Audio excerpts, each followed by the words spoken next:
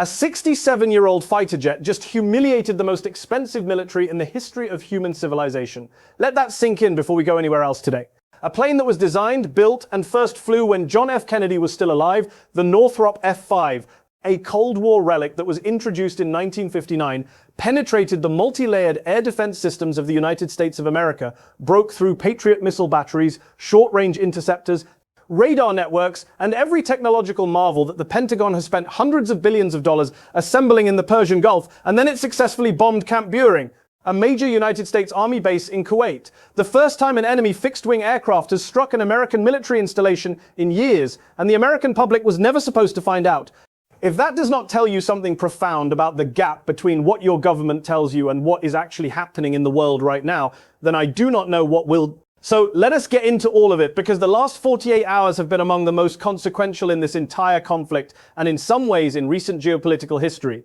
Subscribe, hit the like button, and turn on notifications, because this is exactly the kind of coverage that does not make it to your mainstream feed. We cover what actually matters. Let us start with what NBC News, drawing on findings from the American Enterprise Institute and interviews with multiple United States officials and congressional aides, reported on April 25th.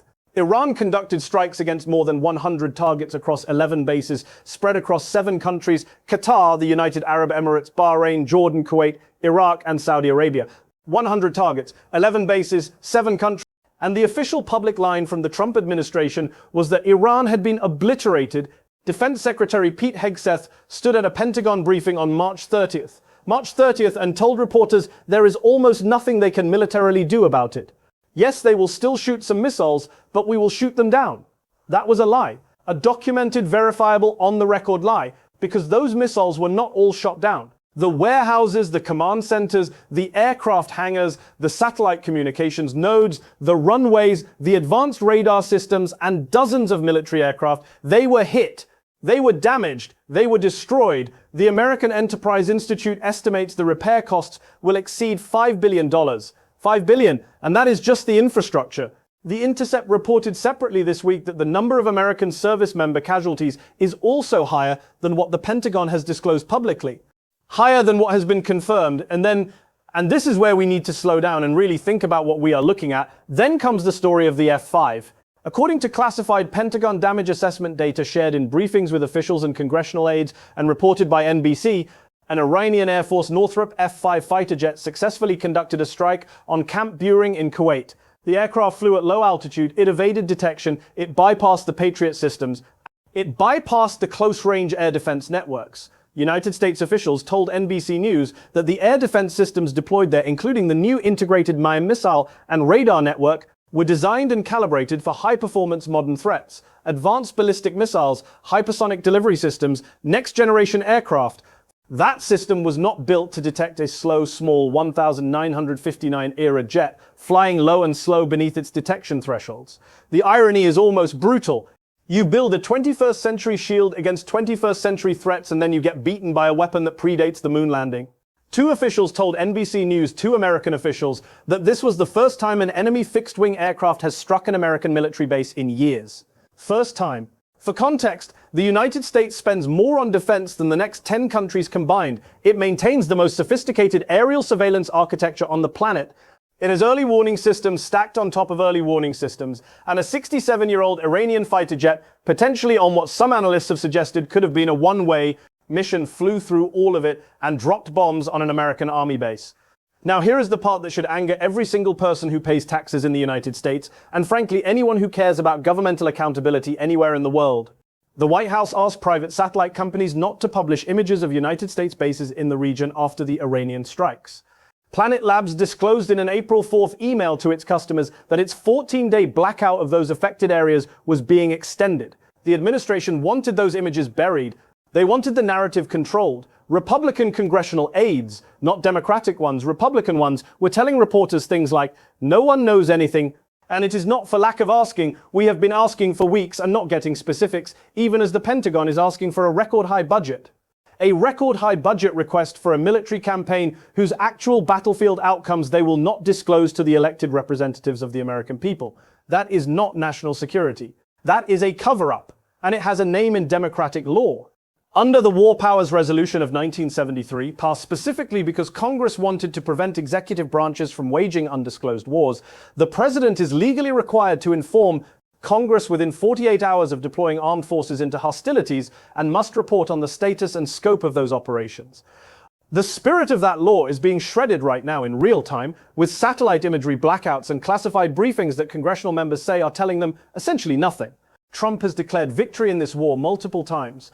On March 9th, he said the war is very complete, pretty much. On March 24th, he said the United States and Israel had won the war. He claimed the Iranian military had been destroyed. He claimed the Strait of Hormuz had reopened. None of that was true when he said it. The Strait of Hormuz is still effectively closed as of this very moment. Around 20% of global petroleum and 20% of global liquefied natural gas normally flows through that narrow waterway every single year. Right now, ship traffic through the strait stands at roughly 5% of its pre-conflict levels. Oil is trading above $106 a barrel as of this morning, with Brent crude pushing toward $108 at points during Asian trading. The financial cost of this conflict is not being borne by Trump. It is being borne by every family that fills a tank of petrol, pays an electricity bill, buys groceries that were transported by truck or ship. And then there is the story that came out on April 26th from Axios that nobody in the American mainstream media is giving nearly enough attention to. Israel, the same Israel that was itself absorbing Iranian missile fire, the same Israel whose citizens were being targeted, secretly deployed an Iron Dome air defense battery to the United Arab Emirates, along with several dozen Israeli Defense Forces operators to run it. The first time Israel has ever deployed Iron Dome abroad, ever, in the history of the system. Prime Minister Netanyahu personally authorized it after a phone call with UAE President Mohammed bin Zayed. According to Emirati Defense Ministry data, Iran fired roughly 550 ballistic and cruise missiles and more than 2,200 drones at the UAE during this conflict. 2,200 drones at a single country. The UAE was statistically the most targeted nation in the entire conflict. Most were intercepted, but some got through, hitting military and civilian targets, destroying energy infrastructure, prompting force majeure declarations in the oil industry, and causing unknown but serious damage to aluminum production, which is one of the UAE's core economic pillars. What does this tell us? It tells us that the Abraham Accords of 2020, normalization agreements between Israel and the Gulf states, brokered under Trump's first term, have been transformed by this war from diplomatic paperwork into operational military alliance. An Emirati official was quoted saying that the UAE is not going to forget what Israel did during the crisis. That is not diplomatic language. That is the language of a genuine strategic partnership forged under fire. The Middle East that emerges from this conflict is going to look fundamentally different from the one that existed before February 28th. The old Arab-Israeli fault line, the one that defined regional politics for 75 years, has been functionally replaced, at least among Gulf elites, by an Iran versus everyone else paradigm. And Iran, for all the damage it has inflicted, has also achieved something remarkable. It has unified its adversaries in ways that decades of American diplomacy could not. Now let us talk about the diplomacy, or the complete absence of it, because the last 48 hours have also been defined by a remarkable sequence of collapses and gambits on that front. On Sunday, April 26th, Axios dropped another major story. Iran, through Pakistani mediators, presented the United States with a new proposal. The offer is essentially this: open the Strait of Hormuz, end the war now, extend the ceasefire into a permanent agreement, and we will deal with the nuclear question later in a separate subsequent negotiation. Tehran is saying, let us separate the immediate military and economic crisis from the long-term strategic dispute over the nuclear program, reopen the shipping lane, stop the bleeding, end the shooting. Then we can argue about enriched uranium. On the surface, this sounds reasonable. In practice, it creates an enormous dilemma for Washington, because the entire leverage the United States has in any future nuclear negotiation is precisely the blockade and the threat of resumed military strikes. If you lift the blockade and formally end the war, you remove your coercive tools. Iran keeps its enriched uranium stockpile, which is substantial, and then negotiates the nuclear question from a position of relative security rather than existential pressure. The Iranian leadership is divided on nuclear concessions. Axios reported that there is no consensus inside the Iranian government on how far to go on the nuclear question. So what Tehran has done is cleverly split the issue, agree to the thing you want immediately, which is the reopening of Hormuz and the end of active hostilities, and defer the thing they are divided on internally, which is the nuclear program. Trump's response has been characteristically erratic. On Saturday, he told reporters, "We have all the cards. We are not going to spend 15 hours in airplanes all the time going back and forth to be given a document that was not good enough. And so we will deal by telephone and they can call us anytime they want." This was the day after he cancelled the planned trip by Steve Witkoff and Jared Kushner to Islamabad, where talks were being facilitated by Pakistan. He cited the flight time, 15 hours on a plane, that was the stated reason, for a war that has already cost $5 billion in confirmed infrastructure damage, consumed nearly half of the United States' entire stockpile of precision-guided missiles, according to analysis by the Center for Strategic and International Studies, and is sending oil prices through the roof. The President of the United States cancelled peace talks because of the flight time.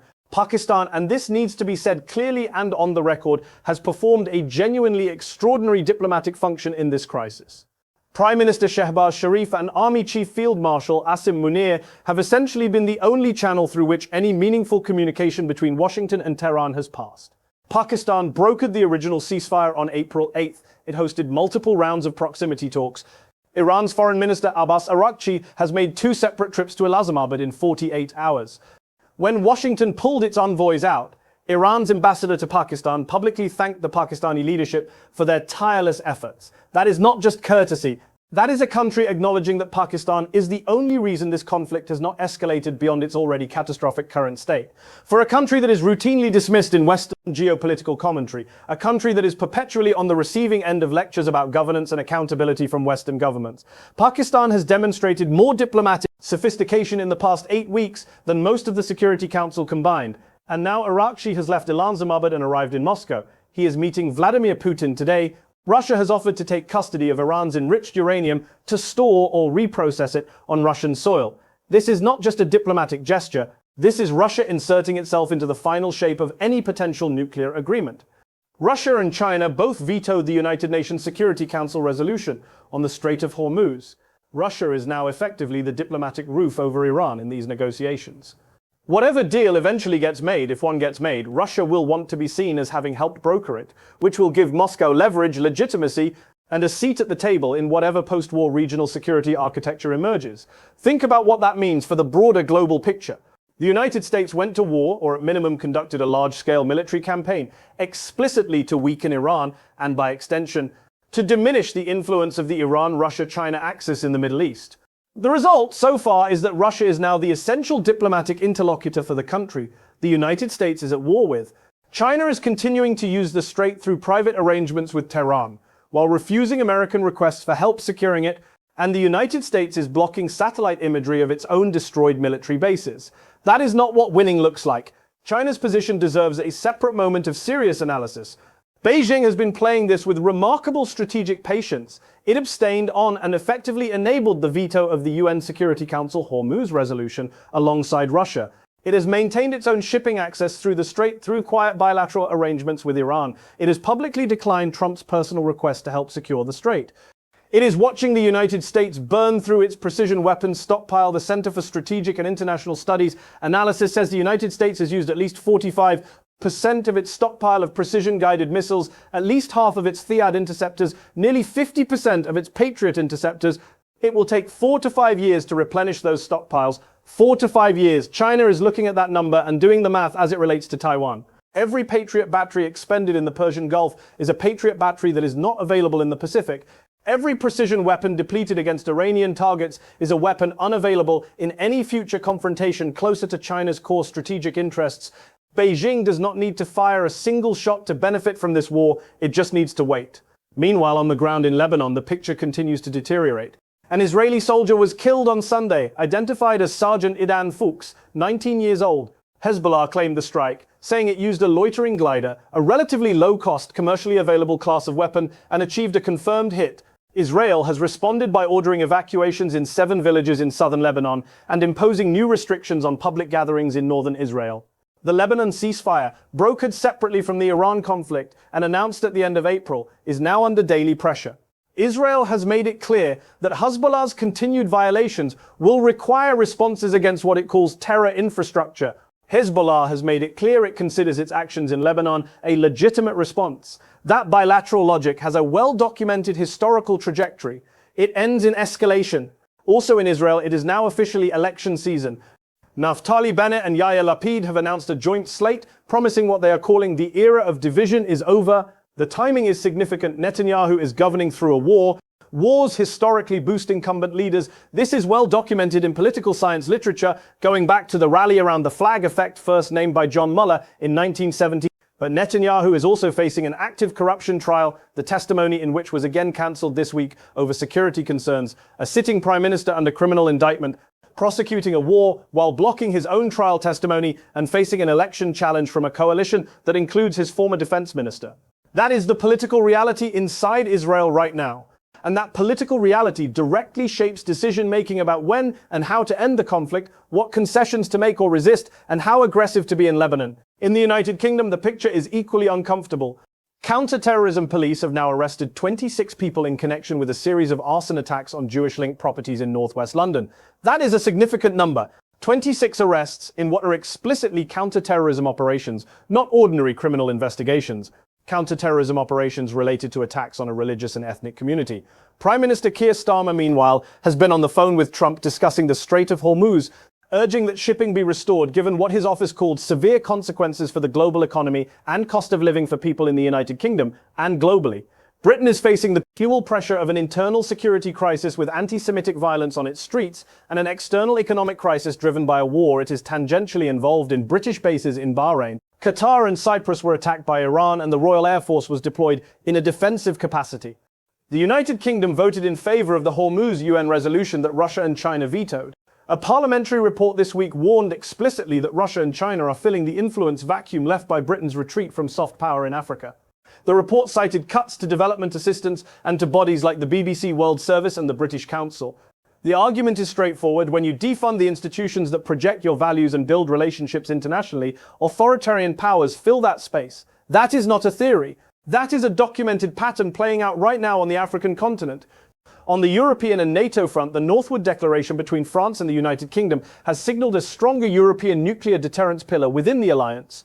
This matters because one of the quiet structural shifts of this entire crisis period has been the growing European realization that the United States under Trump cannot be relied upon as a security guarantor in the way it was under every previous administration since 1945.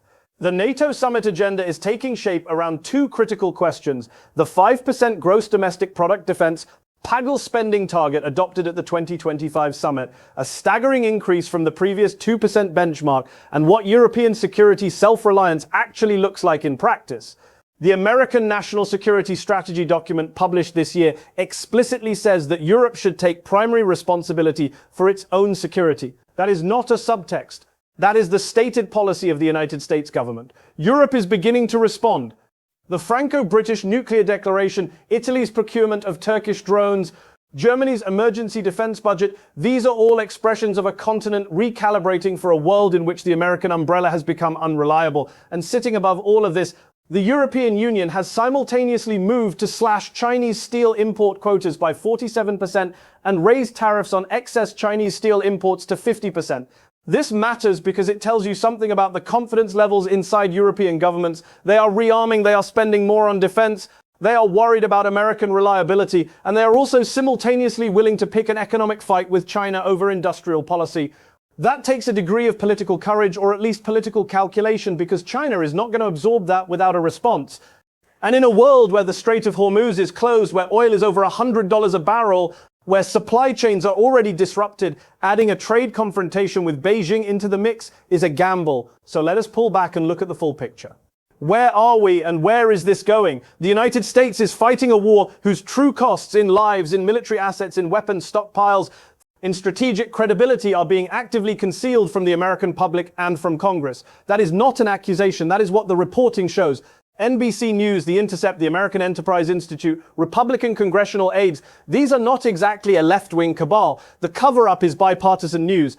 Iran has demonstrated through asymmetric means, through old equipment, through drone swarms and the strategic closure of a global choke point, that it can impose costs on the United States that are disproportionate to what anyone in Washington publicly anticipated. A 67-year-old jet breaking through Patriot batteries is not just a military embarrassment. It is a signal to every adversary of the United States in the world about the limits of expensive, calibrated defense systems against cheap, unconventional threats. That lesson is being studied in Beijing, in Pyongyang, in Moscow, and everywhere else. Iran has now offered a deal that separates the immediate crisis from the nuclear question. That offer puts the Trump administration in a genuine bind. Accept it and you lose your leverage on the nuclear program, which was the stated reason for the war in the first place. Reject it and you own the continued closure of the Strait of Hormuz, the $100 oil prices, the ongoing military expenditure, and the political cost of a war that you told your public was already won. Trump is reportedly holding a Situation Room meeting today with his top national security team to discuss exactly this bind. Pakistan is the indispensable mediator that the United States has just walked away from. Russia is the indispensable diplomatic cover for Iran. China is the indispensable silent beneficiary of all of this. The Abraham Accords are no longer just a peace treaty, they are the foundation of an operational military alliance. Israel is heading into elections with a prime minister under criminal indictment who has just secretly deployed his country's most important air defense system to a foreign country. The United Kingdom is arresting terror suspects on its own streets while trying to reopen global shipping lanes. Europe is rearming with American money it no longer expects and building nuclear cooperation frameworks it never thought it would need. And Africa is quietly slipping further into the Russian and Chinese orbit as Western soft power contracts. This is not a regional war. This is a reconfiguration of the entire post-Cold War international order. The rules-based international order, a phrase every Western leader has used 1,000 times in the last decade, is not being undermined quietly in think tank papers and academic conferences. It is being dismantled in real time in the Persian Gulf, in the corridors of Islamabad, in situation rooms where satellite companies are being asked not to publish photographs of the truth. The question is not just whether a deal gets made on the Strait of Hormuz. The question is what kind of world gets rebuilt once the shooting stops. And right now, the answer to that question is being shaped not in Washington, but in Moscow, in Beijing, in Islamabad, and in the quiet calculations of every government on Earth that just watched a 1959 fighter jet breach the best air defense money can buy. If you found this valuable, and I think it is, because this is what is actually happening in the world right now, please subscribe, like this video, and share it with someone who needs to see it. The geopolitics of the next decade are being written this week. You should be paying attention.